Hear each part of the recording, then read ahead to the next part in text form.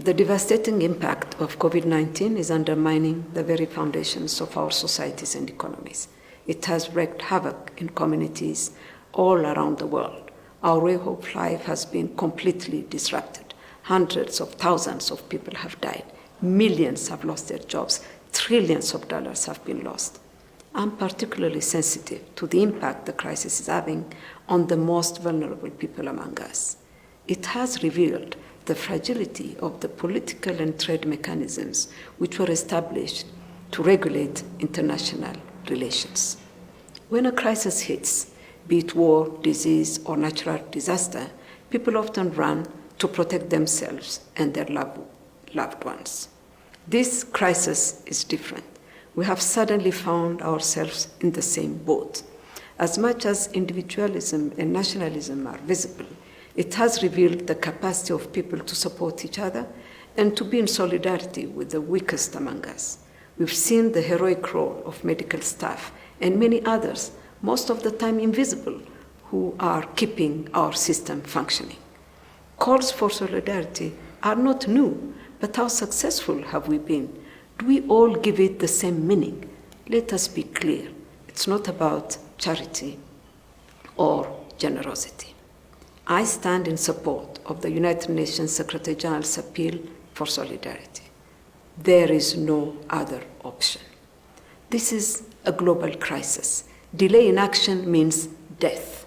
We all face the same enemy, and we stand to gain by bringing the full force of humanity together to fight it.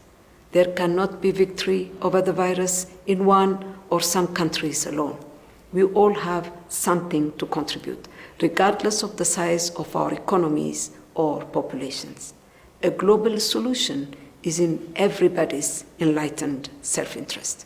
Essential values of equality, justice, and solidarity should be at the core of whatever we undertake the day after COVID-19.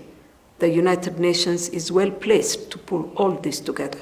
Let's amplify our voices and multiply our faces. COVID-19 is an equalizer. It doesn't pick and choose its victims. We should respond with humility, solidarity, and empathy. Our focus should continue to be in protecting the most vulnerable, especially women, children, and people with disabilities, as well as the hard-hit informal sector, mainly in Africa. Adapt solutions to our reality. These solutions can be found right here within our communities. They know better how badly their life has been impacted. Start drawing lessons from the crisis with greater attention given to strengthening the public health system and the emergency response mechanism.